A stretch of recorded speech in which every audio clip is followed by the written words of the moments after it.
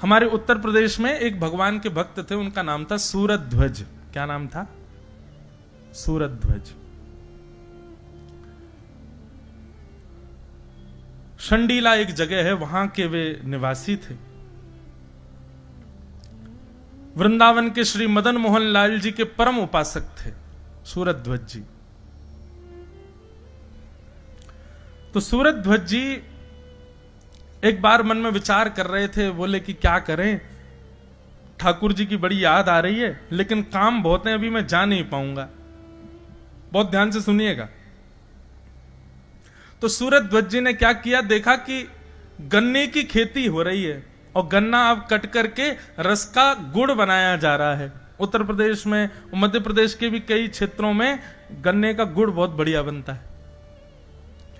तो बड़ा ताजा ताजा गुड़ बन रहा था सब जगह। तो सूरध्वज जी ने क्या किया, एक दुकान पर जाकर के एक दुकानदार से कहा, भैया सुनो, 2 बैलगाड़ी भर करके गुड़ हमको वृंदावन पहुंचवाना है, उसका क्या खर्चा आएगा सब हमको बताओ। दुकानदार बोले महाराज, इतना सारा गुड़ आप संडीले से वृंदावन भेजोगे बैलगाड़ियों में भर करके, बहुत पैसा लगेगा। इससे बढ़िया तो किसी आदमी को धन देकर के, आधा धन देकर के आप वृंदावन भेज दो, वृंदावन में भी गुड़ मिलता, वहीं से खरीद के ठाकुर जी को निवेदित कर देंगे। सूरध्वज जी बोले, नहीं, मैं प्रेम करता हूं ठाकुर जी से, ठीक है कि गुड़ वहां भी मिलता है, लेकिन मैं वहां से भेजूंगा जहां मैं रहता हूं, यही तो प्रेम का स्वरूप है। मिठाइयां तो दुकानों पर मिलती हैं ठाकुर जी के लिए, लेकिन वास्तविकता बता रहे हैं, आप दुकानों से मिठाई खरीद के ठाकुर जी का भोग लगाने ले जाते हो, ठाकुर जी उसको देख करके कहते होंगे हाँ ठीक है लाओ धर दो, लेकिन जब अपने घर में स्वयं रसोई में बना करके लेके जाते होगे ना, ठाकुर जी मानो जैसे जीभ चाटते होंगे, बल्ला अल्लाह क्या भैया घर से बना के लाए हो। अपने प्रेम में अपनी वस्तु प्रदान की जाती है, अपनी समीप की वस्तु दी जाती है, भले ही उसमें फिर खर्चा कितना भी हो। सूरध्वज जी ने बढ़िया सुंदर गुड़ बैलगाड़ियों में धरवा करके भिजवाया और गुड़ की बैलगाड़ी पहुंची अर्धरात्रि में वृंदावन। और जैसे ही वृंदावन पहुंची, मदन मोहन जी के मंदिर के बाहर मंदिर बंद हो चुका था। पुजारियों ने कहा, बोले भैया सुबह तक प्रतीक्षा करो, सुबह मंदिर खुलेगा तब गुड़ भीतर जाएगा। लेकिन भीतर बैठे मदन मोहन लाल जी बेचैन हो गए और जैसे ही पुजारी जी सोने के लिए गए, मुखिया जी शयन में गए, स्वप्न में श्री मदन मोहन लाल जी प्रकट हो गए और रोने लगे। मुखिया जी बोले, जय जय कहा भयो, आप रो क्यों रहे हो, कोई पीड़ा? बोले ना है, मेरो बहुत जोर से गुड़ खावे को मन कर रहा है। बोले जय जय, अभी संडीले से गुड़ आए हैं आपके लिए, लेकिन सुबह तक ने प्रतीक्षा कर लो, अब तो रात्रि शयन को समय है गयो है, सुबह 4 बजे आपकी मंगला होगी, मंगला के बाद मैं पहले गुड़ को ही भोग लगाऊंगा, गुड़ की कोई बढ़िया सामग्री बना के आपको पवाऊंगा। मदन मोहन लाल जी स्वप्न में और जोर जोर से रोने लगे। बोले मैं 4 दिन से प्रतीक्षा कर रहे हो या गुड़ की, आज बेचारो जैसे तैसे यहां पहुंचो रात्रि में, अब तुम मुझसे और प्रतीक्षा करवे की कह रहे हो, तुम कह रहे हो सुबह तक और प्रतीक्षा करूं मैं? अगर तुम मेरे सच्चे प्रेमी हो तो अभी आओ, मंदिर खोलो, गुड़ भीतर लाके खीर बनाओ गुड़ की, मुझको अभी पवा। इसको कहते हैं रास, ये रस नहीं है। अपने भक्त की प्रेम स्थिति को ठाकुर जी स्वीकार करने के लिए लालायित हों, उसको रास कहते हैं।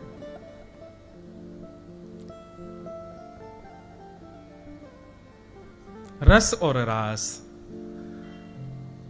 श्री सुखदेव जी महाराज वर्णन करते हैं कि ठाकुर जी के साथ गोपियां रास विहार करने को आतुर हैं, तब तो वो रस विहार कहलाता, लेकिन ये रास विहार इसलिए क्योंकि ठाकुर जी आतुर हैं गोपियों के साथ रास नृत्य करने के लिए, उनसे मिलने के लिए। गोपियां आतुर होती तो रस विहार कहलाता, लेकिन ठाकुर जी आतुर हैं इसलिए रास विहार। रस और रास में ये अंतर है। भगवान ने गोपियों का जब चीर हरण किया था, तब चीर हरण के समय पर ठाकुर जी ने गोपियों को आश्वासन दिया था कि शरद पूर्णिमा की रात्रि पर हम आपके साथ विहार करेंगे। आज शरद पूर्णिमा की रात्रि हुई, सब गोपियां अपने अपने कार्यों में रत हैं, अपने अपने कार्यों में व्यस्त हैं। तभी शरद पूर्णिमा के चंद्रमा का उदय होने लगा, सायंकाल का समय। ज्यों ज्यों चंद्र उग रहे हैं त्यों त्यों गोपियों का हृदय मचल रहा है कि आज शरद पूर्णिमा है, आज के दिन का ही न्योता दिया है श्री कृष्ण ने मिलने के लिए। बंधुओं, पहले मैं कुछ बातें क्लियर कर दूं। ये गोपियां साधारण नहीं है, श्रुति रूपा, स्मृति रूपा, वेद जन्या गोपियां हैं। ये कोई सामान्य स्त्रियां नहीं है। ये ठाकुर जी की प्रतीक्षा वर्षों से कर रही हैं, युगों से कर रही हैं। ये त्रेता युग के दंडकारण्य वन के संत हैं जो अपनी तपस्या के प्रभाव से ब्रज की गोपी बन करके आए हैं। इनको आप सामान्य स्त्री मत समझिएगा। रास लीला को कहीं भी कामजन्य लीला मत समझिएगा, बहुत बड़ा अपराध लगेगा नहीं तो। और ये अपराध प्रकट ना हो उसके लिए बहुत ध्यान पूर्वक और निष्काम भाव से इस संपूर्ण व्यवस्था को सुनिएगा। ठाकुर जी के साथ रास विहार करने वाली जितनी भी गोपियां हैं, उन गोपियों की आयु 6 वर्ष से लेकर के 120 वर्ष तक है। मतलब ठाकुर जी के रास विहार में 6 वर्ष की भी गोपी है और बिना दांत वाली अम्मा भी गोपी है।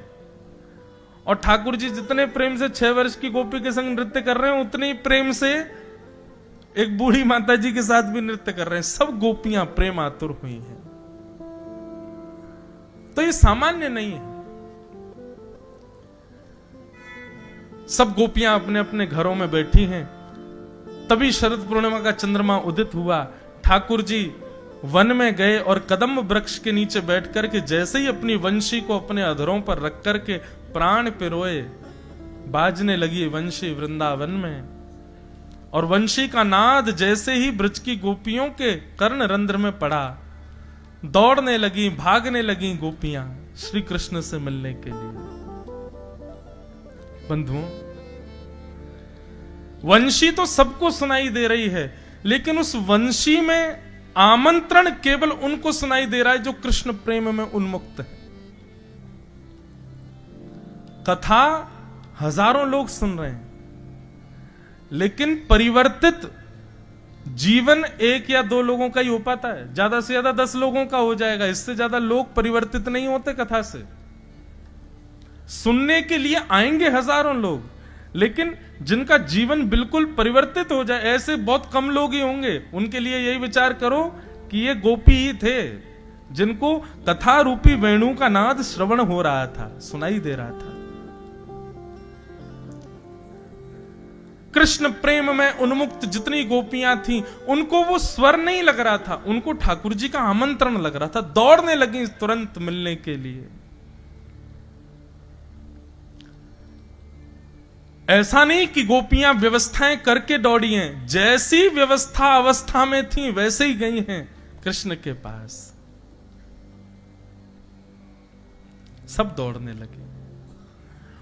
कोई गोपी स्नान कर रही थी, स्नान करने के बाद वस्त्र धारण कर रही थी, तभी वेणु की ध्वनि सुनाई दी तो वस्त्र भी ढंग से पहन नहीं पाई, अस्त व्यस्त वस्त्र में दौड़ी है। कोई गोपी अपने केश काट रही थी, आधे केश की तो बेणी गूंथ ली थी, आधे केश बचे थे। जैसे ही गूंथने लगी तुरंत वेणु का नाद सुनाई दिया तो आधे केश की चोटी बनी है, आधे खुले, दौड़ी कृष्ण से मिलने के लिए। अंज लोचने, कोई अपने आंख में काजल लगा रही है, एक आंख में काजल लगाए दूसरी में लगाना चाहती है, लेकिन तभी वेणु की ध्वनि सुनाई दी, तुरंत दौड़ी कृष्ण से मिलने के लिए, एक ही आंख में काजल लगा है। कोई गोपी अपना श्रृंगार कर रही थी, तभी वेणु की ध्वनि सुनाई दी तो आंखों वाली वस्तु होठों में लगा ली, होठों वाली आंखों में लगा ली, दौड़ी कृष्ण से मिलने के लिए। कहने का अभिप्राय क्या है? ये गोपियां इस बात को जानती हैं कि श्रृंगार प्रधान नहीं है कृष्ण की प्राप्ति में। ये गोपियां इस बात को जानती हैं कि कृष्ण कभी रूप नहीं देखते कि हम दिख कैसे रही हैं, हमारी अवस्था कैसी है, हमारा स्वरूप कैसा है। ये तो संसार के लोगों की इच्छाएं हैं, ठाकुर जी की ऐसी इच्छा नहीं है। वे तो केवल हृदय देखते हैं, वे तो केवल आपका गुण स्वभाव देखते हैं, आपका श्रृंगार नहीं देखते। क्योंकि ये गोपियां जानती हैं कि श्रृंगार देखते तो पूतना बहुत सुंदर बन के आई थी, उस पर सब मोहित हो गए थे, लेकिन कृष्ण ने तो देखा भी नहीं उसको। तो कोई भी गोपी इतना भी विचार नहीं कर रही कि मैं व्यवस्था तो कर लूं, जैसी है वैसी जा रही है।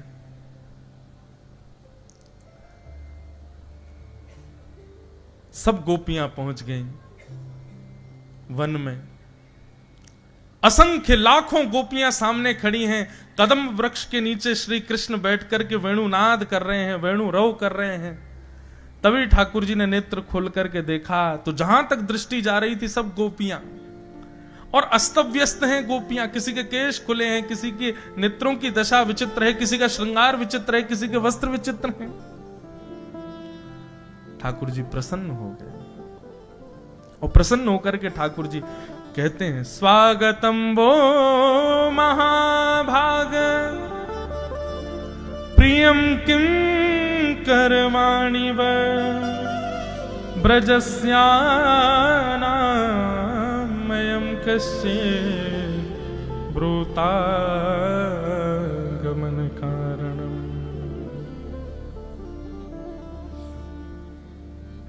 सब गोपियां खड़ी हैं और ठाकुर जी कह रहे हैं, स्वागतम स्वागतम स्वागतम, आइए आइए आइए, आप सबका स्वागत है। वृतागमन कारणम, आप सबके आने का कारण जान सकता हूं मैं? एक तो किसी को निमंत्रण पत्र देना, निमंत्रण पत्र के बाद फिर उसको कॉल करके बुला लेना, और बेचारा व्यक्ति आपके दो दो निमंत्रणों पर आ जाए तो उससे यह पूछना कि तुम कैसे आए, कितना कष्टदायी हो गया ये। और वो भी कोई सामान्य व्यक्ति नहीं, जिसके लिए आप मर मिटने को तैयार हो, वो ऐसा करे तो कितना कष्ट होगा।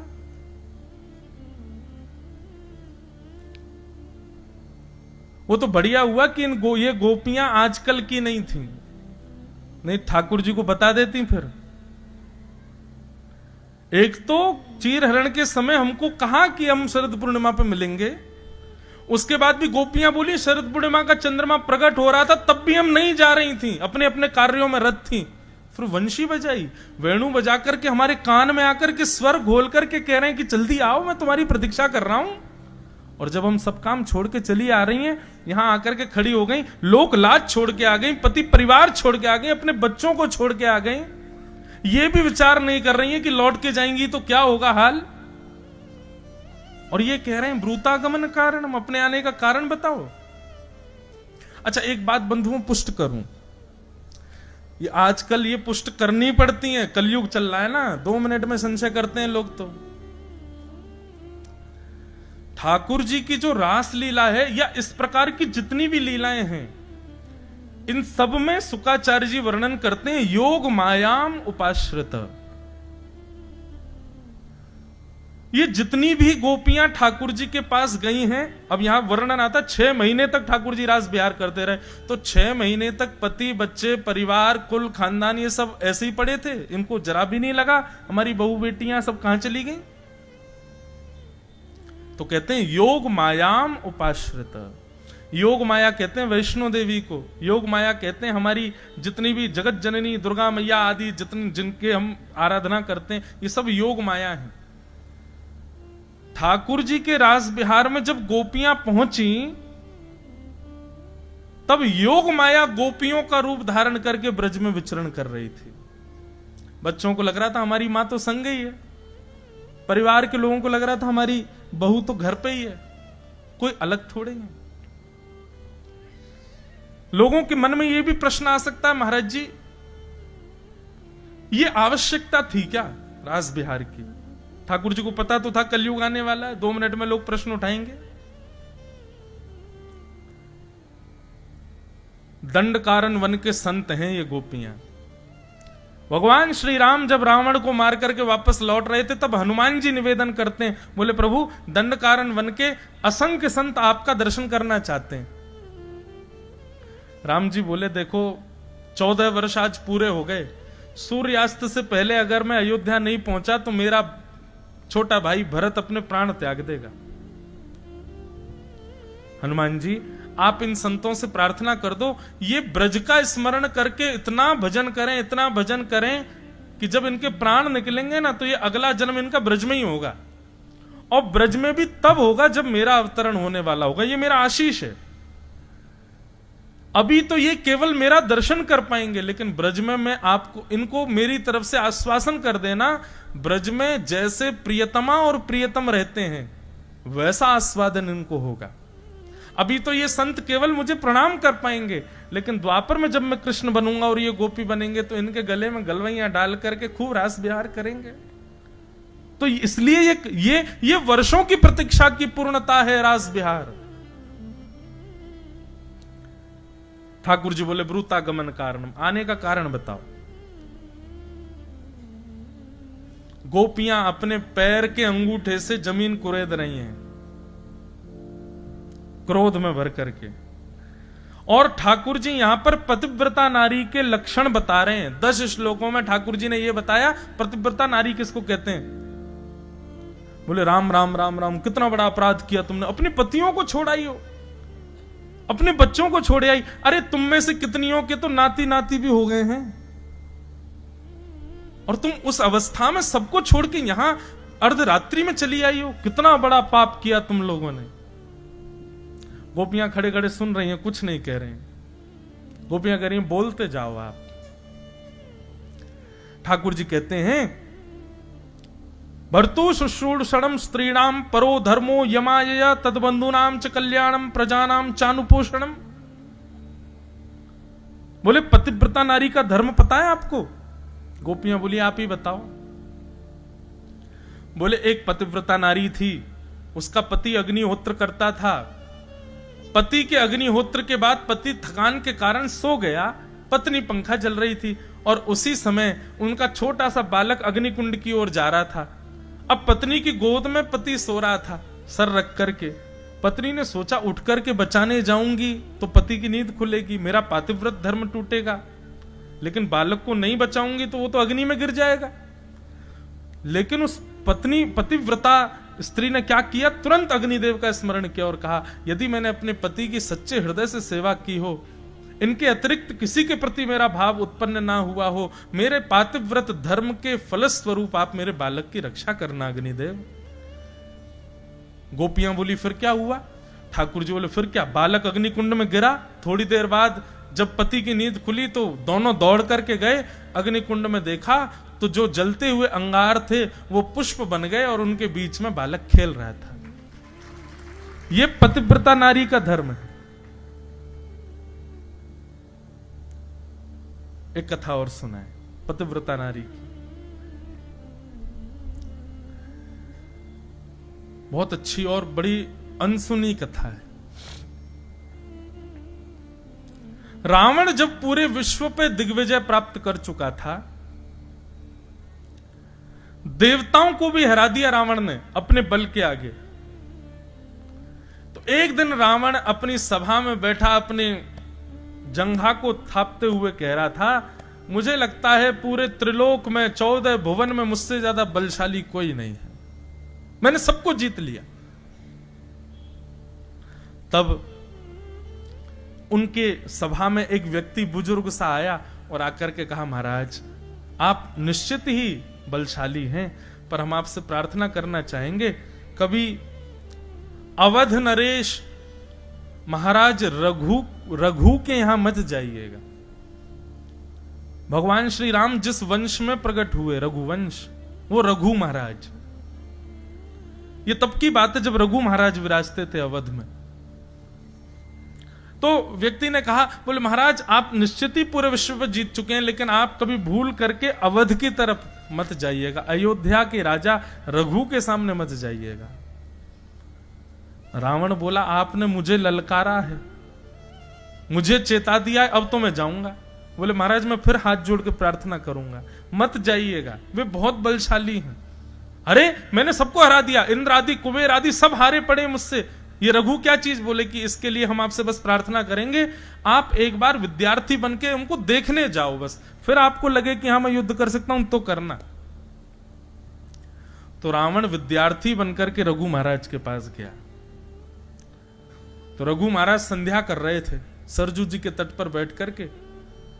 संध्या में निधान होता है बंधुओं, हाथ में जल लेकर के ऐसे अघमर्षण का जल हाथ उठा करके पीछे की ओर डाला जाता है। कहते हैं कि वो जल यदि वृक्ष पर भी गिर जाए तो पूरा वृक्ष सूख जाएगा, इतना बलशाली होता है अघमर्षण का जल। तो महाराज रघु जब अघमर्षण का जल सिद्ध कर रहे थे, उसी समय उनके चिंतन में आया कि दक्षिण भारत के किसी ब्राह्मण के यहां एक गौ माता बंधी हुई है और उस गौ माता पर एक शेर आक्रमण कर रहा है और वो ब्राह्मण त्राही माम करके रक्षमाम रक्षमाम करके चिल्ला रहा है, कोई रक्षा करो, कोई रक्षा करो। तभी रघु महाराज ने उसका चिंतन किया और चिंतन करके उस अघमर्षण के जल को शेर का चिंतन करके अपनी भुजा के पीछे अयोध्या में फेंका और दक्षिण में उस ब्राह्मण के यहां गौशाला में उस शेर का वध हो गया। ये थे महाराज रघु। रावण ने जब ये दृश्य देखा, रावण दौड़ करके गया, बोले महाराज आपने अभी अभी कुछ किया है, ये अघमर्षण का जल आपने जो पीछे फेंका, निश्चित ही मुझे जो विस्फोट की आवाज आई थी उससे ऐसा लगता है कि आपने किसी का वध किया है। तब महाराज रघु ने पूरी बात बताई, ऐसे ऐसे एक जगह हो रहा था, उसको मार दिया। रावण बोला ये तो मैंने पहली बार देखा भगवान, ऐसा योग बल कि आप यहां बैठे बैठे किसी को ही मार देते हो। रावण बोला सही कह रहे थे वो, इनसे युद्ध नहीं, इनसे तो नीचे बैठे बैठे इनसे सीख लें पहले। तो रावण उनसे विद्या सीखने लगा। एक दिन रावण पीछे पड़ गया कि महाराज मेरी लंका चलो, आप मेरे गुरु हैं, एक बार लंका में पैर पधरा दो। रघु महाराज ने एक कुशा उठाई और सरजू जी के किनारे कुछ बनाने लगे और बनाते बनाते रावण से बोले सुनो, ये तुम्हारा घर है, ये तुम्हारा भवन है, यहाँ मंदोदरी रहती है, यहाँ कुंभकर्ण सोता है, यहाँ पर विभीषण रहते हैं, यहाँ पर तुम्हारे पुत्र अक्षय कुमार रहते हैं, आदि आदि सबके बारे में वहीं बैठे बैठे उन्होंने बता दिया। बोले महाराज आपको कैसे पता, आप कभी लंका गए? बोले नहीं गए नहीं है, बस हमको दिख रहा है। और सुनो इस वाले द्वार पे लंकिनी नाम की राक्षसी बैठी रहती है, सब वहीं दिखा दिया। रावण बोला जय हो भगवान, आप दिव्य हैं प्रभु, मेरी लंका चलो, मेरी लंका में चरण पद। बहुत जिद की तो गलती से रघु महाराज का हाथ उस नक्शे के एक कोने में पड़ गया। रघु महाराज बोले राम राम राम, जे क्या हो गया? रावण बोला क्या हुआ? बोले अरे हमारा हाथ पड़ गया इसके ऊपर। तो बोले इससे क्या हुआ? बोले इतनी तुम्हारी लंका का हिस्सा समुद्र में डूब गया अब, क्योंकि मेरा हाथ गलती से पड़ गया।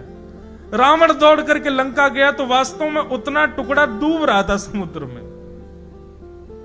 रावण बोला कि भाई ये रघु तो साधारण नहीं है, युद्ध करना तो दूर की बात है, ये तो कहीं पे भी कुछ भी कर सकते हैं, मुझे भी मार सकते हैं। तब रावण ने पूछा कि रघु महाराज की बल का कारण क्या है।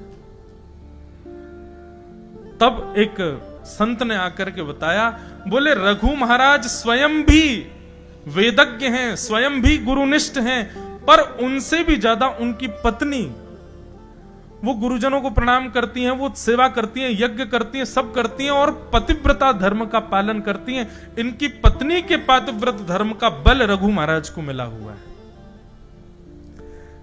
रघु महाराज को मारने का केवल एक तरीका है, इनकी पत्नी का पतिव्रत धर्म जब टूटेगा तभी आप इनके ऊपर आक्रमण कर सकते हैं। रावण बोला हम राक्षस हैं, इतना तो हम पे आता है, हम रघु का रूप धारण करके जाएंगे और इनकी पत्नी का पतिव्रत धर्म तोड़ देंगे। रघु महाराज किसी कार्य से बाहर गए थे, रावण रघु का रूप धारण करके अयोध्या आ गया और जैसे ही भवन में प्रवेश किया, रघु महाराज की पत्नी के सामने जाकर के पैर पर पैर रख करके रावण जैसे ही बैठा, उसके नेत्र और उसकी चाल ढाल से पत्नी समझ गई थी कि ये रघु नहीं है, ये रूप धारण करके आया। तुरंत सैनिकों को आज्ञा की बंदी बना लो इसको। रावण कहने लगा अरे मैं रघु महाराज हूं, मुझे बंदी क्यों बना रही है? बोले रघु होते तो रघु महाराज जब भी अपने भवन में आते हैं, अयोध्या की माटी को प्रणाम करके आते हैं, माथे पर रज लगी होती और तुम्हारे चलने बोलने ढलने इससे सब पता चल रहा है कि तुम रघु नहीं हो। बंदी बना लिया। अब रघु महाराज जब लौट करके आए, जब उनको पता चला कि उनके शिष्य रावण ने ऐसा किया, तुरंत रावण को सामने बांध दिया, बोले लाओ मेरे बाण और तरकश, इसका वध करता हूं मैं। जैसे ही उन्होंने बाण लेकर के रावण का वध करना चाहा, तभी ब्रह्मा जी प्रकट हो गए। बोले भगवान, आप ठाकुर जी की लीला को क्यों खत्म कर रहे हो? भगवान, आपकी भक्ति और आपकी गृहिणी की भक्ति से ठाकुर जी इतने प्रसन्न हैं कि उन्होंने वचन दिया है कि त्रेता में मेरा जो अवतार होगा, मैं रघु महाराज के वंश में ही आऊंगा। और रघु महाराज जी से कह दीजिए कि रावण को ना मारें। जिस बाण को इन्होंने धनुष पर ताना है, इस बाण को ब्रह्मा जी रख लें अपने पास। जब रावण का वध होगा तब इसी बाण से मैं रावण को मारूंगा। फिर आगे लंबी कथा है। राम जी जब रावण को मारने के लिए गए, खूब बाण मारे, नहीं मरा। तब विभीषण जी ने बताया, बोले महाराज ऐसे ऐसे बात है, रघु महाराज जिसको मारने वाले थे वो बाण ब्रह्मा जी को रघु महाराज ने दे दिया था। फिर रावण ने तपस्या की और तपस्या करके ब्रह्मा जी को प्रकट किया। ब्रह्मा जी प्रसन्न होकर के बोले वर मांगो, क्या चाहिए? बोले रघु महाराज ने जो बाण आपको दिया है वो मुझको दे दो, उसमें मेरे प्राण हैं। ब्रह्मा जी बोले यार ये तो तुमने फंसा दिया हमको। और ब्रह्मा जी को ना चाहते हुए वो बाण रावण को देना पड़ा। रावण ने वो बाण अपनी किसी प्रिय स्थान पर छिपा रखा, ये किसी को नहीं पता कि वो कहां है। राम जी ने तुरंत हनुमान जी को बुलाया, बोले बाण ढूंढ के लाओ, पूरी लंका में ही कहीं है। हनुमान जी बोले भगवान, मुझे ऐसा लगता है कि कितना भी बड़ा क्रूर व्यक्ति क्यों ना हो, अपनी मूल से मूल्यवान वस्तु अपनी पत्नी को देता है। मुझे ऐसा लगता है मंदोदरी के पास बाण होगा। राम जी बोले युक्ति लगाओ, लेके आओ। सोई महाराज हनुमान जी नन्हे से बौने ब्राह्मण बने और त्रिपुंड आदि लगा करके, और महाराज हाथ में वेद लेकर के सीधे मंदोदरी के पास पहुंचे। मंदोदरी के पास पहुंच करके ब्राह्मण देवता आशीर्वाद देने लगे, सौभाग्यवती भव, सौभाग्यवती भव। मंदोदरी कहने लगी, काय बात का सौभाग्य? मेरे पति को इतने बाण मारे जा रहे हैं और आप कह रहे हैं सौभाग्यवती भव। अब मैं विधवा होने वाली हूं और आप कह रहे सौभाग्यवती भव। हनुमान जी बोले अरे देवी, तुम भूल गई क्या? रावण के प्राण तो एक बाण में रहते हैं और वो बाण तो रावण ने कहीं छुपा रखा है। जब तक वो नहीं मिलेगा राम जी को, तब तक कैसे मरेगा रावण? तुम क्यों डरती हो? मंदोदरी को याद आया। मंदोदरी हंस करके बोले अरे हाँ हाँ हाँ भगवान, अरे मैं तो भूल ही गई थी। वो बाण तो मेरे ही कक्ष के जो है खंबे में ही तो रखा है, मैं रोज उसकी पूजा करती हूं। और मंदोदरी जाकर के उस खंबे से लिपट गई। इतने में हनुमान जी ने अपना रूप धारण किया, एक मुष्टिक प्रहार की खंबा तोड़ के बाण निकाल के ले गए, जाके राम जी को दे दिया, लो मार दो भगवान। राम जी ने चढ़ा करके उसका वध कर दिया। ये दक्षिण की एक रामायण है, उसमें ये कथा वर्णित है। तो पूरी कथा का कारण क्या था? पातिव्रत धर्म। पतिव्रता नारी सामान्य नहीं होता है, उसमें बहुत बल है। पत्नी के भजन में भी बल बढ़ता है, पति के कार्यों में भी बल बढ़ता है। ठाकुर जी कह रहे हैं पतिव्रता नारी के धर्म है, और तुम सब अपने पतियों को छोड़ के यहां चली आई हो। बंधुओं, ये नियम है ठाकुर जी का। जब आप भक्ति पथ पर आएंगे तो आपको संसार के विषयों को ठाकुर जी आपके सामने प्रस्तुत करेंगे कि इसको भोग लो, ये तुम्हारे लिए है। आपने यदि उसको भोग लिया तो आप पथ से भ्रष्ट हो जाओगे। इसलिए भक्ति पथ पर चलते समय संसार के कितने भी विषय आए, उनको ठाकुर जी के द्वारा परीक्षा समझ करके त्याग कर देना, उसको सेवन मत कर लेना। ठाकुर जी लोभ दे रहे हैं गोपियों को, मानो कि ये पाप समझ करके वापस तो भी चली जाएंगे, लेकिन गोपियां नहीं गई। पतिव्रता नारी के खूब धर्म समझाए ठाकुर जी ने। जब ठाकुर जी बोलते बोलते थक गए, तब गोपियां बोली हो गया आपका, अब हम बोलें कुछ? भगवान बोले हां बोलो। तब गोपियां कहती हैं चित्तम सुखेन भवतापहतं ग्रहेषु यन्ने विशत्युतकरावपि गुह्यकृत्ये पादौ पदं न चलतस्तव पादमूलात् यामः कथम ब्रजमथो करवाम किंबा। नाथ, आप हमें व्यभिचारिणी मत समझिए कि हम अपने पति का, बच्चों का त्याग करके आई हैं तो शायद हम व्यभिचारिणी हो, हमारे मन में कोई दूषित भाव हो, आप ऐसा मत समझिए भगवान। हमारा प्रेम है आपसे, और वो प्रेम कैसा है कि आप हमको कभी मत मिलो, हमको कभी मत दिखो, हमसे कभी मिलने मत आओ, हमारे सामने कभी मत आओ, पर हम आपकी हैं, आप हमारे हैं, ये विश्वास सदैव हमारे चित्त में प्रकट रखो। ऐसा प्रेम है हमारा। आप यदि हमें त्याग देंगे, चले जाएंगे, जीवन भर लौट करके नहीं आएंगे, हम तब भी आपसे प्रेम करेंगे। हमारा प्रेम आपको कभी परेशान नहीं करेगा भगवान। आप हमको व्यभिचारिणी मत समझो। नाथ, आप कहते हैं कि हम वापस चली जाएं, ठीक है, चली जाएंगी हम, लेकिन हमारी एक वस्तु आपके पास है, वो हमको वापस कर दो। ठाकुर जी बोले, मेरे पास क्या है आपका? बोले, हमारा मन आपके पास है। चित्तम सुखेन भवता पहितम गृहेषु। हमारा चित्त आपके पास है, हमारा मन आपके पास है। नेत्र बंद करती हैं, चलती हैं, फिरती हैं, कुछ भी करती हैं, 24 घंटे आपका चिंतन रहता है मन में। या दोहनने बहनने मथनोपलेप प्रेंखें खनार भरुदितो क्षणमार जनादो। 24 घंटे आपका चिंतन चला रहता है भगवान, क्योंकि चित्त आपके पास है। वो चित्त हमको वापस कर दीजिए।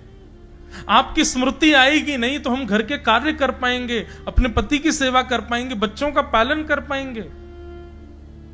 प्रभु, अब 2 ही उपाय हैं आपके पास, या तो हमको स्वीकार करो या फिर हमारा चित्त हमको वापस कर दो। जब गोपियों ने यह बात कही कि हमारा चित्त आपके पास है, आहा, ठाकुर जी प्रसन्न हो गए। बोले, यही इसी वस्तु का ही उपभोगी हूं मैं, मुझे और कुछ नहीं चाहिए, बस चित्त चाहिए आपका, आपका प्रेम चाहिए, आपका भाव चाहिए, और उसके अतिरिक्त आप जो कुछ भी देते हैं उसकी आवश्यकता मुझे नहीं है। और जब गोपियों ने इस बात को प्रमाणित कर दिया कि हमने अपना चित्त आपको दिया है, ठाकुर जी बोले, अब मैं आपको स्वीकार करूंगा। एक कथा यहां पर गोपियों ने भी पतिव्रता नारी की सुनाई। क्या कथा?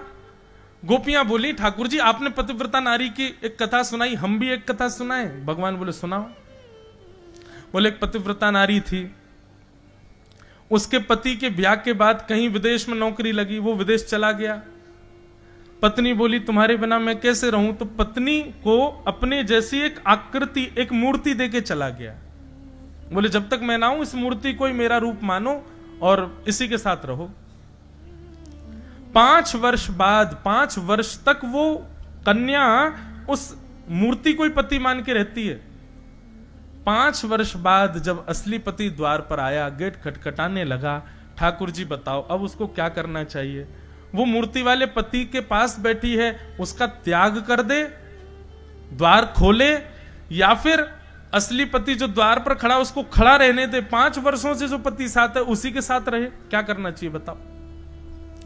ठाकुर जी बोले, भाई जब असली पति द्वार पर खड़ा है तो तुरंत उठ करके जाना चाहिए, द्वार खोलना चाहिए, मूर्ति वाले पति का त्याग करना चाहिए। गोपियां बोली, आपके उत्तर में ही हमारे संशय है, संशय की निवृत्ति है। नाथ, आप वो पति हैं जो सदा से हमारे हैं, लेकिन कुछ दिनों के लिए संसार के निर्माण में इतने व्यस्त थे कि हमें मूर्ति वाले पति दे दिए। अब उनके साथ हम रह रही हैं, सब क्रिया कर रही हैं, लेकिन जब आज कृपा करके आप प्रत्यक्ष हमें दिख गए हो, मिल गए हो, हमारे सामने आ गए हो, हमारी भक्ति की कृपा से, हमारी साधना के बल पर आप जब हमें पुनर्प्राप्त हो गए हो, तो हम क्यों उसके साथ रहें? हम तो आपके संग रहेंगे, आप ही सर्वस्व। क्यों? क्योंकि आपके मिलन के बाद वो पति नहीं है, वह भी एक पत्नी है, और उसके पति भी आप हो, आप जगतपति हो।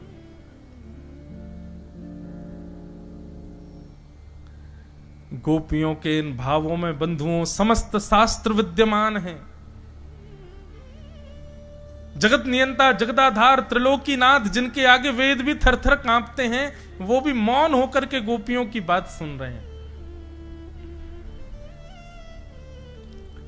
गोपियों के इस भाव में जब ठाकुर जी ने झांक करके देखा तो निष्कामता का जब दर्शन हुआ, तब ठाकुर जी ने अपने आप को सहज कर दिया। ये कामजन्य नहीं है गोपियों का प्रेम।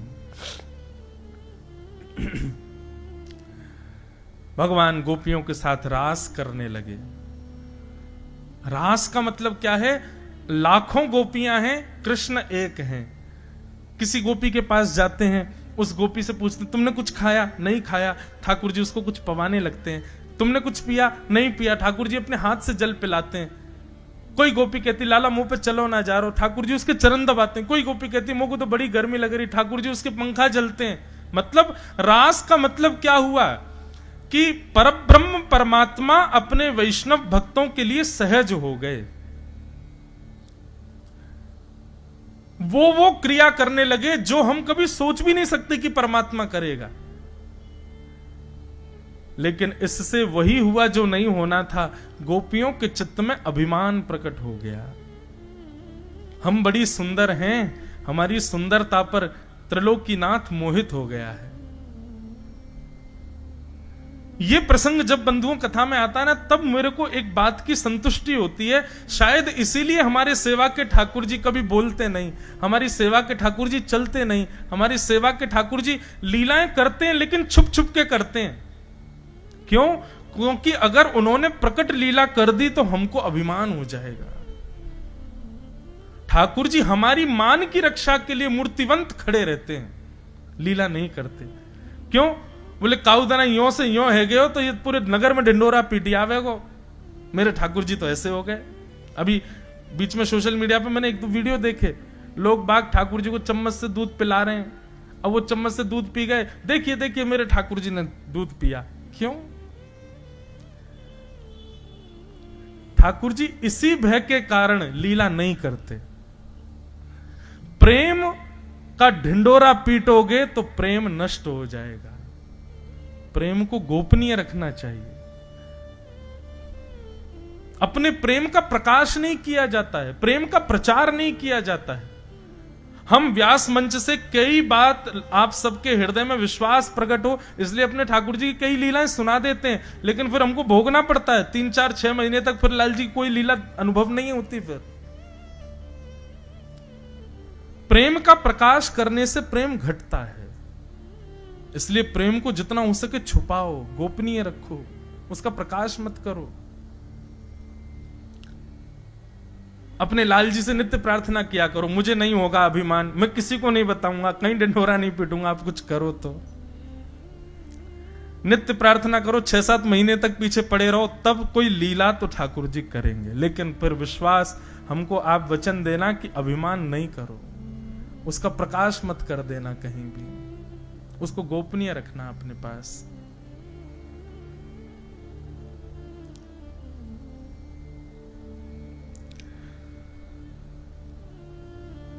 हमारे मान की रक्षा के लिए ठाकुर जी मूर्तिवंत रहते हैं, स्थूल बन के रहते हैं कि कहीं हमको अभिमान ना हो जाए। गोपियों को अभिमान हो गया, और जैसे ही अभिमान हुआ, अभिमान होते ही ठाकुर जी वहां से अंतर ध्यान हो गए। अभिमान आते ही ठाकुर जी मूर्तिवंत हो जाते हैं, फिर वो चैतन्यता को छुपा लेते हैं। और जिस दिन आप मान रहित होकर सेवा करोगे ना, हमारी बात का विश्वास मान लीजिएगा, आप ठाकुर जी की सेवा करेंगे, स्पर्श करते ही आपको ऐसा अनुभव होगा जैसे किसी मानव की त्वचा का स्पर्श करते हैं। इत्र लगाओगे तो ऐसा अनुभव होगा कि ठाकुर जी के रों का स्पर्श हो रहा है। मान युक्त रहोगे तो ऐसे ही लगेगा जड़ वस्तु है, जड़ पदार्थ है। अपनी मान का भी पैरामीटर ऐसे ही चेक कर लो। रोज ठाकुर जी को सेवा करते समय अंग का स्पर्श करो, यदि अभी भी स्थूलता का अनुभव हो रहा है तो समझो तुम में अभी भी मान बचा है। और जिस दिन वो स्पर्श में चैतन्य भाव लगने लगे, ऐसा लगेगा अरे नहीं नहीं, ये तो ठाकुर जी को गुदगुदो पेट है, ये तो ठाकुर जी के गदमदरा से हाथ हैं, ये तो ठाकुर जी को पांव है, अरे देखो उठ गो, समझना अब मान रहित हो गए।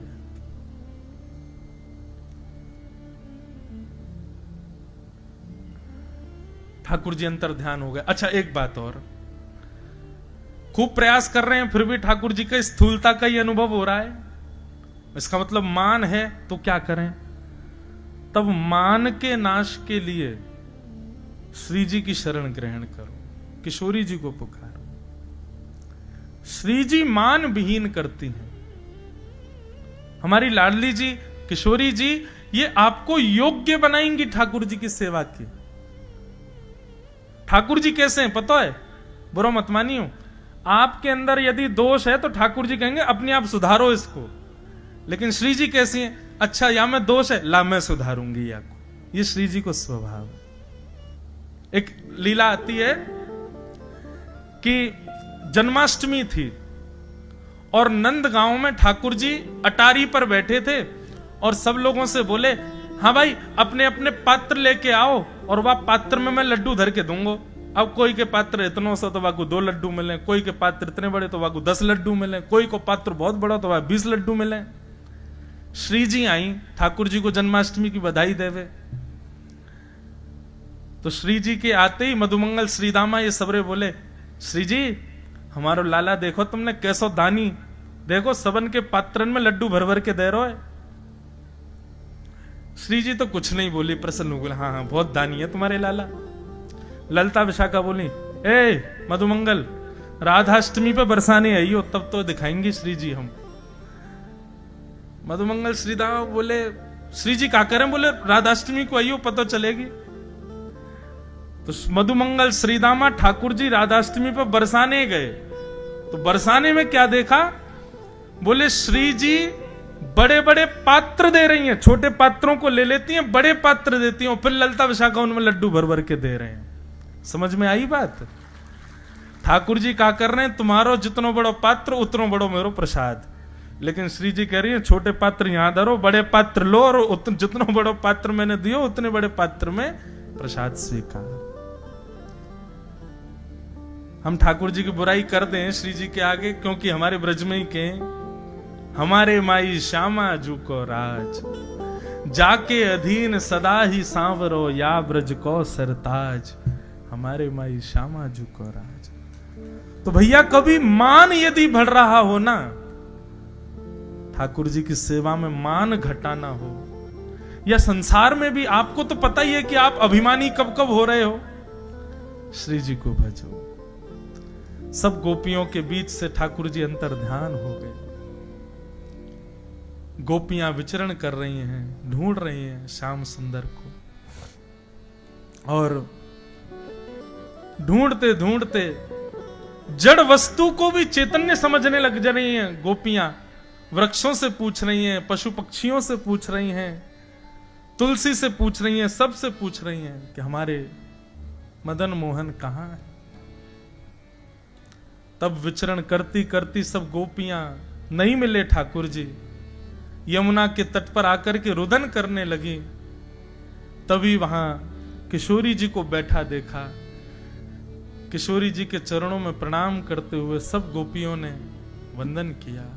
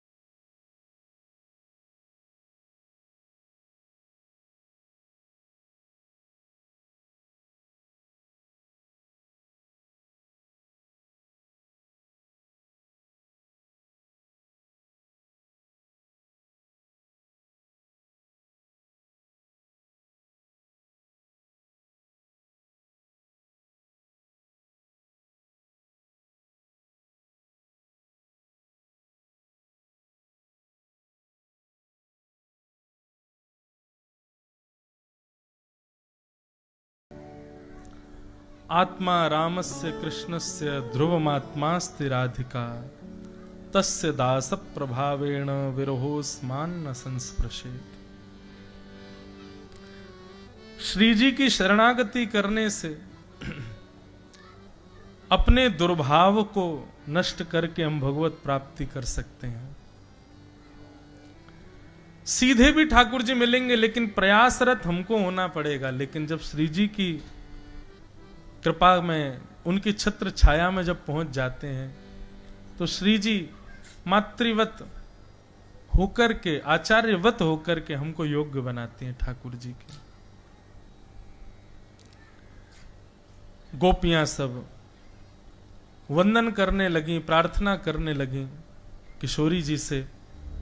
तब मुझे ऐसा लगता है बंधुओं कि ये गोपी गीत जो गोपियों ने गाया है, ये किशोरी जी की कृपा से ही गोपियों के हृदय में प्रकट हुआ है।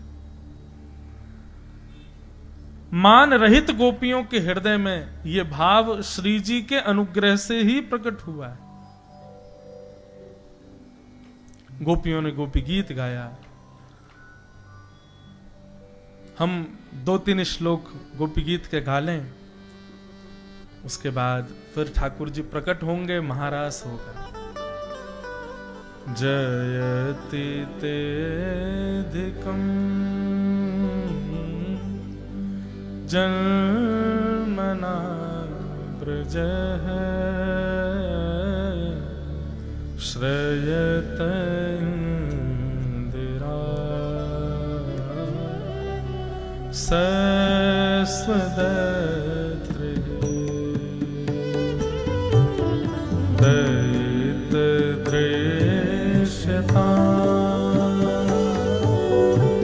दीक्षुतावका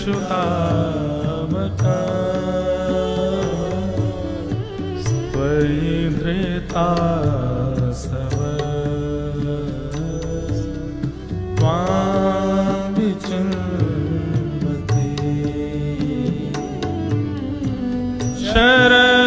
शरदुदासे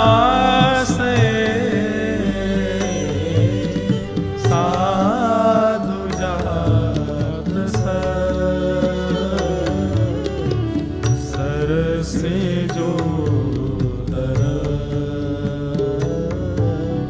श्रीनुषा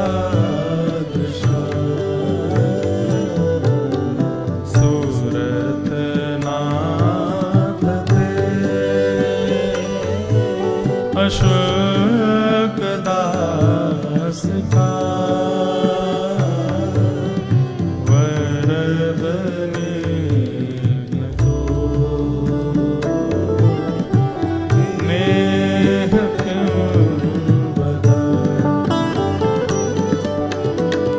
विष जलाप्यया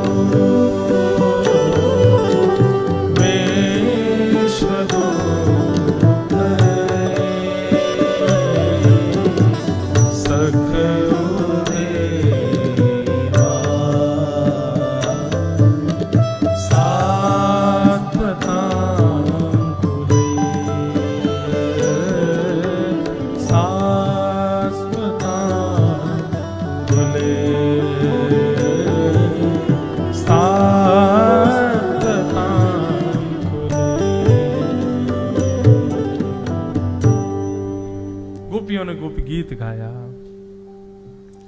और इस गीत को गाते हुए रुर्दु स्वस्वरम राजन कृष्ण दर्शन लालसा, जब कृष्ण दर्शन की लालसा में गोपियों के नेत्र से अविरल अश्रुधार गिरने लगे।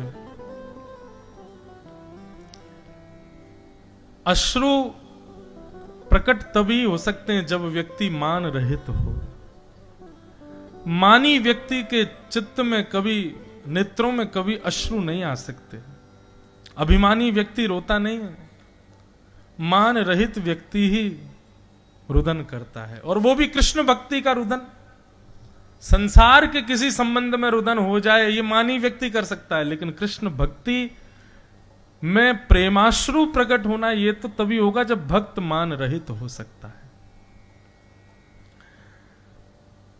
सब गोपियां रुदन करने लगे, कृष्ण विरह में व्याकुल हो गईं, और जैसे ही गोपियों के नेत्रों से अश्रु प्रवाह प्रारंभ हुआ, तासामाभिर्भूत सौरी स्मयमाय मुखाम्बुज पीतांबरधर सृग्वे साक्षान् मन्मथ मन्मथ, साक्षान् मन्मथ मन्मथ। जैसे गोपियों के रुदन देखा और उसमें भी कृष्ण दर्शन लालसा, कृष्ण विरह की लालसा, दर्शन की लालसा जैसी गोपियों की प्रकट हुई, गोपियां अमानी ना हुई, मान रहित हुई, तुरंत पीतांबरी पहन करके रास राशेश्वर भगवान वहां प्रकट हो गए। बोलो रास राशेश्वर भगवान की जय। सब गोपियों ने ठाकुर जी के, किसी ने हाथ पकड़े, केश पकड़े, चरण पकड़े, ठाकुर जी की पीतांबरी पकड़ ली, सबने ठाकुर जी को पकड़ लिया। और सब गोपियां कहने लगी, बोले श्याम सुंदर अब नहीं जाने देंगे हम। ठाकुर जी बोले हम कहीं नहीं जाएंगे, मान होगा तो हम निश्चित चले जाएंगे। आप मान रहित हो जाओ, आपको हमको बुलाने की आवश्यकता नहीं है। मान रहित जैसे ही हो गए हम अपने आप आ जाएंगे आपके पास। हम आपसे दूर हैं तो इस बात का प्रमाण मान लीजिए कि आप मान युक्त हो, और हम आपके समीप हैं तो इसका मतलब आप मान विहीन हो। ठाकुर जी सन्मुख और विमुख इन दो ही स्थिति में ही होते हैं। या तो वैष्णव अपराध कर दो तो ठाकुर जी विमुख हो जाएंगे, या फिर आप मानी हो जाओ, अपने किसी क्रिया का, अपने किसी कर्म का अभिमान आपके भीतर आ जाए तो ठाकुर जी विमुख हो जाएंगे। कभी किसी वैष्णव का अपराध मत करो और मान रहित रहो, ठाकुर जी सदा आपके सन्मुख रहेंगे, सदा संग रहेंगे। गोपियां सब कहने लगी ठाकुर जी अब नहीं जाने देंगे। भगवान बोले हम जाएंगे भी नहीं, अब आप मान रहित हो गई हो। तो जितनी गोपी उतने ठाकुर जी ने रूप धारण कर लिए। पहले तो रास हुआ, अब ठाकुर जी महारास कर रहे हैं। जैसे ही ठाकुर जी ने महारास की योजना बनाई, इतने में ही महाकाल उज्जैन में बैठे हुए महाकालेश्वर भगवान विचलित हो गए। बोले ठाकुर जी महारास कर रहे हैं और हम यहीं बैठे बैठे अपने ऊपर अभिषेक करवाते रहे, ऐसा कैसे काम चले। सोई महादेव दौड़े सीधे वृंदावन की ओर। जैसे ही वृंदावन में प्रवेश करने लगे, गोपियों ने मार्ग रोक दिया। बोले कहां घुसे जा रहे हैं भगवान? बोले रास बिहार हो रहा है, रास करने जा रहे हैं ठाकुर जी के साथ। बोले भीतर रास बिहार में एक ही पुरुष अलाव है, श्री कृष्ण, उसके अलावा सब गोपी हैं यहां पर। आपको भीतर जाना है तो आपको भी गोपी रूप धारण करना पड़ेगा। महादेव ने तुरंत अपना कमंडल आगे करके भिक्षा याचना करते हुए अन्नपूर्णा मैया को प्रकट किया। अन्नपूर्णा मैया अन्न सामग्री लेके प्रकट हुई। महादेव बोले अन्न नहीं, आज तो आप अपना श्रृंगार दे दो हमको। और मां अन्नपूर्णा ने अपना श्रृंगार महादेव को प्रदान कर दिया। ये बढ़िया नाक में नथनी पहनी, कानन में कुंडल पहने, बिच्छू बिच्छू लटक रहे थे। अन्नपूर्णा मैया ने सबको भगा दिया, गले में से सर्प वर्प उतार दिया, गले में हार पहनाए नव लखा के। जे बढ़िया महाराज नीचे घेरदार बढ़िया जो पहनती है माताएं आदि सब पहनाया उनको। चुनरी उनरी उड़ा करके, होठों पर लालिमा लगा के, आंखन में काजल वाजल पधरा करके महादेव के जटाओं को खोल दिया और खोल करके यमुना जल से धो दिया। जटा बना रखी थी, केश बनाया। जे घुंघराले केश महादेव के इतने सुंदर लग रहे हैं कि महाराज क्या कहें। और उसमें मूंछ हो रहे महादेव की। गोपी तो बने पर मूंछ वाली गोपी बन के आए। ऐसा रूप धारण किया, धम धम मर्दानी चाल, और लिए घूंघट हाथ में चल रहे महादेव। गोपियां बोली अरे देखियो ये कैसी गोपी आ रही है। बोले ऐसे भीतर ना जान देंगी, पहले आपको मुख देखेंगी। महादेव घूंघट करके खड़े हैं। गोपियां बोली एक गोपी ने एक अपनो मुख तो दिखाए थे। महादेव बोले नहीं, हम जिनके लिए तैयार हुए हैं उन्हीं को ही दिखाएंगे। गोपी बोली अरे हमें पता है तू बहुत मलूक है, नहीं दिखाए तो दे, अगर सुंदर होगी तो ही भीतर जान देंगी, ने को कोई कमी लगी तो यहीं रोक देंगी। महादेव बोले वैसे तो बात यह है कि अगर हमने घूंघट ऊपर कर लिया ना तो तुम सब मूर्छित हो जाओगी, रोकने वाला बचेगा ही नहीं। हमारा रूप ऐसा है कि उसको वही देख सकता है जो भीतर नृत्य कर रहा है, आप नहीं देख पाओगी।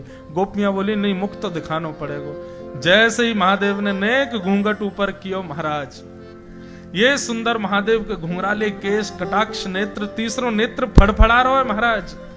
जैसे ही श्याम सुंदर आए तुरंत नेत्र खोल के दर्शन कर लें। मूछन में इत्र लगो है, होठन में लालिमा लगी है, ये बढ़िया सुंदर सुंदर कड़ूला पहने, नीचे पाजे करधनी डाले महादेव गोपी बन के खड़े। ऐसा रूप कभी किसी ने ना सोचा था ना देखा था। गोपियां वहीं मूर्छित हो गई। महादेव बोले हम पहले ही मना कर रहे थे, रोकने लायक बचोगी नहीं, लेकिन मानी नहीं। महादेव जैसे ही आए, भीतर नृत्य कर रहे श्याम सुंदर ने महादेव को देखा, दौड़ करके गए, लेकर के आए और महादेव के साथ नृत्य करने लगे। जहां स्वयं नारायण श्री कृष्ण रूप में महादेव गोपेश्वर रूप में नृत्य कर रहे, तो भला कोई शांत कैसे बैठता। सूर्य ने भी आज नृत्य करना प्रारंभ किया। महाराज शरद पूर्णिमा रात्रि थी, लेकिन सूर्य भी प्रकट हो गया, वो भी नृत्य कर रहे हैं, चंद्रमा भी नृत्य कर रहे हैं, तारे भी नृत्य कर रहे हैं, गंधर्व भी नृत्य कर रहे हैं, आकाश भी नृत्य कर रहे हैं, पृथ्वी भी नृत्य कर रही है, 14 भुवन नृत्य कर रहे हैं, नदियां भी रूप धारण करके आई, सब नृत्य कर रहे हैं। क्यों? आज वृंदावन में महारास हो रहा है। राधा नचे कृष्ण नचे, नचे गोपी जन, राधा नचे कृष्ण नचे, राधा नचे कृष्ण नचे, नचे गोपी जन, राधा नचे कृष्ण नचे, नचे गोपी जन। क्यों? मन मेरा बन गया सखीरी पावन वृंदावन,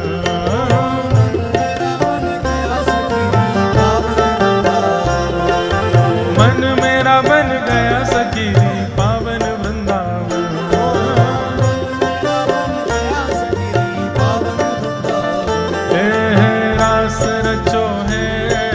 रास रचो है आज यमुना के नारे, महारास रचो है, रास रचो है, रास रचो है आज यमुना के नारे, महारास रचो है। ओ रास रचो है, रास रचो है आज यमुना के नारे, महारास रचो है, रास रचो है, रास रचो है आज यमुना के नारे, महारास रचो है। ओ रास रचो है, रास रचो है आज यमुना के नारे, महारास रचो है, रास रचो है, रास रचो है आज यमुना के नारे, महारास रचो है। सूरज भी नाचे, चंद्र नाचे, नाचे तारागण, सूरज भी नाचे, चंद्र नाचे, नाचे तारागण, सूरज भी नाचे, चंद्र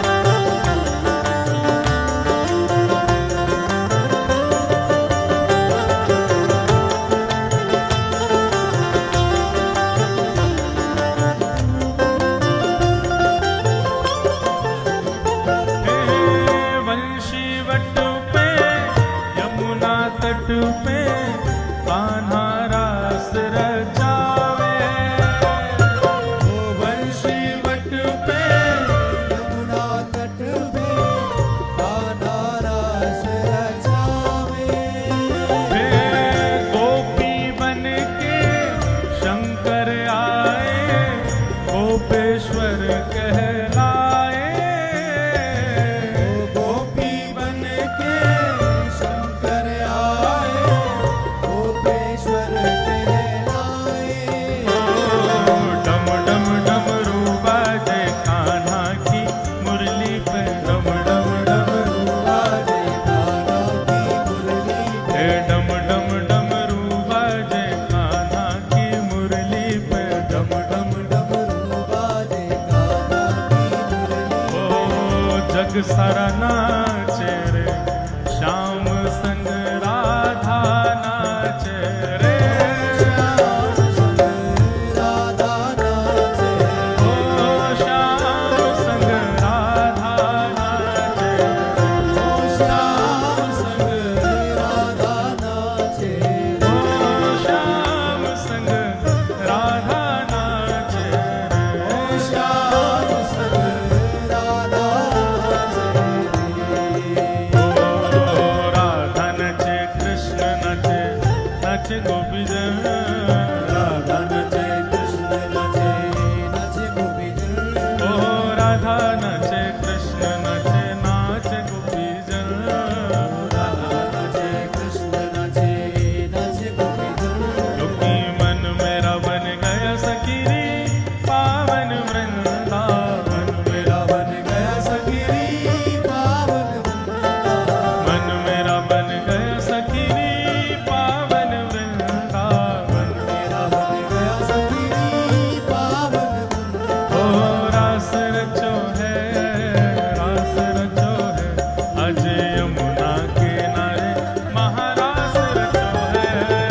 रास रचो है, रास रचो है,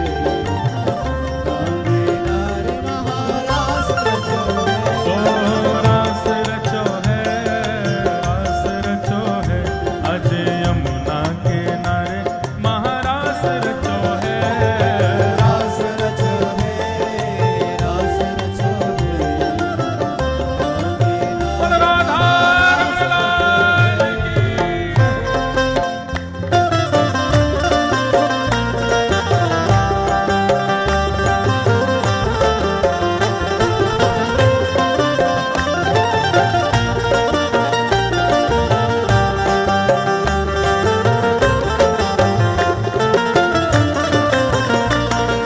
रास रासेश्वर भगवान की।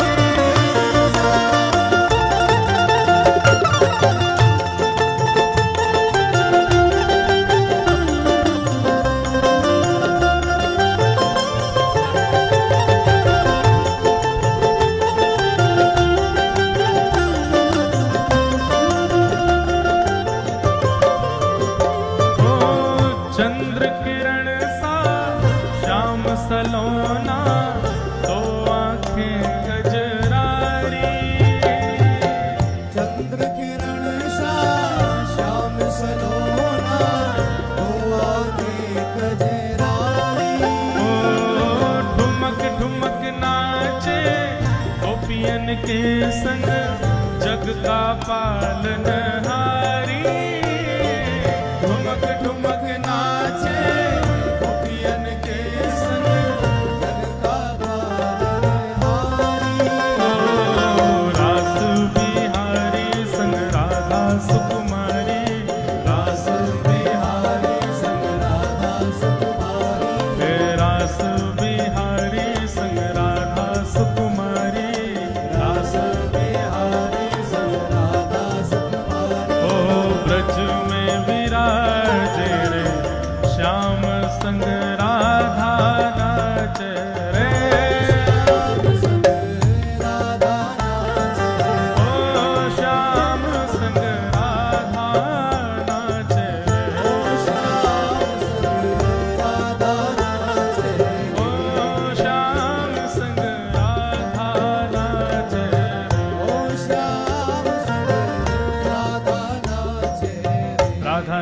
कृष्ण नाचे नाचे गोपी जन, राधा नाचे कृष्ण नाचे,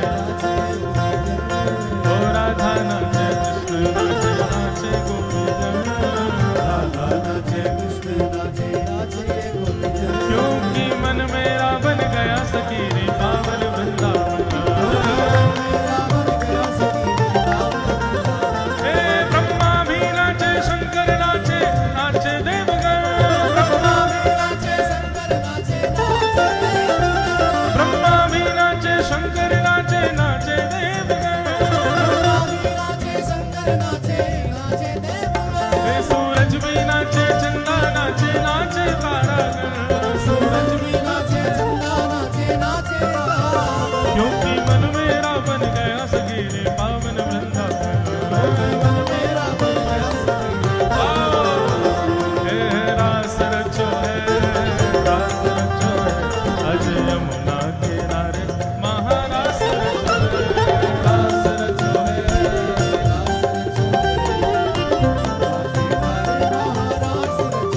हे रास रचो है, रास रचो है, अज यमुना किनारे महारास रचो है।